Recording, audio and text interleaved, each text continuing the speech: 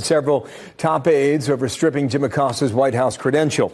The network citing a violation of the Fifth and First Amendment. Howard Kurtz, Fox News media analyst and host of Media Buzz, is with me now. Howie, how you doing? Good morning to you. Let's take our viewers through. It's a quickly developing story. There was a court case this morning at 11 a.m. There's a hearing set for 3:30 this afternoon. Where are we on this, Howie? At this hearing, we'll get the first look at whether a federal judge is going to take seriously CNN's claims of constitutional violations in the White House decision, the president's decision to retaliate against Jim Acosta. But this sort of underscores, I think this suit is more of a PR effort than a legal one. I don't know we're going to get a profound ruling out of this because it casts CNN and its president, Jeff Zucker, as kind of champions of the free press. And this is why I think the White House stripping the credentials was a strategic error, because it took the spotlight off of Acosta constantly interrupting, refusing to give up the microphone in that incident last week, and turned him into something of a journalistic martyr. And it's caused a lot of people in the news business who may not necessarily like or approve of Jim Acosta's behavior to try to back what CNN So what I've heard from the White House is that there are 50 other staffers at CNN who still have access. So they're arguing it's not a violation of First Amendment because the network still has access to the West Wing.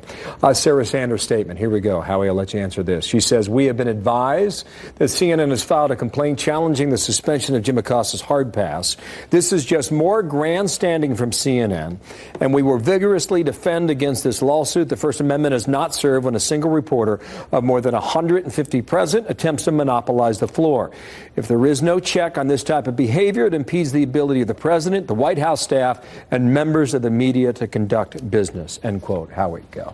Yeah, that's why Acosta is a divisive figure, even among some of his White House colleagues. But the key thing here is that Sarah Sanders has now dropped her original explanation about him laying hands on the young White House intern who tried to take the mic away at the president's direction. I think that was always kind of a red herring. And as far as the grandstanding, that is the White House view. But at the same time, we have to recognize that even though CNN has a big team covering the White House, as many organizations do, no news organization wants to be in a position where the president seems to dictate who can have access, who can cover. I think there's just a natural tendency to say that crosses a line. Now, well, we are involved in this as well right now. Jay Wallace, president of Fox News, put out a statement just about an hour ago. It reads this: "Fox News supports CNN in its legal effort to regain its White House reporter's press credential. We intend to file an amicus brief with the U.S. District Court. Secret Service passes for working White House journalists should never be weaponized.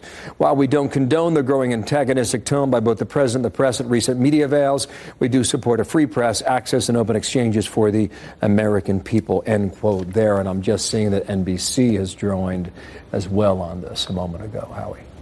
I think the key phrase in the Fox statement is about not supporting the tone on either side, because it signals that while the president has certainly been very vociferous in the last week, especially in attacking individual journalists as well as Jim Acosta, that there are excesses on the media side as well. But this shows with the networks falling into line, it's not that they particularly approve of Jim Acosta. In fact, there's been a lot of criticism from me and others of Acosta on this network.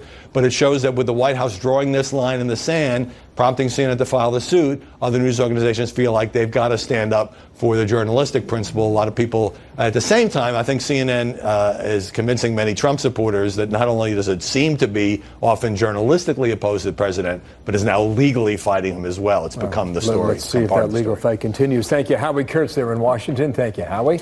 Sandra. Republicans set to vote on who will be GOP House Minority Leader.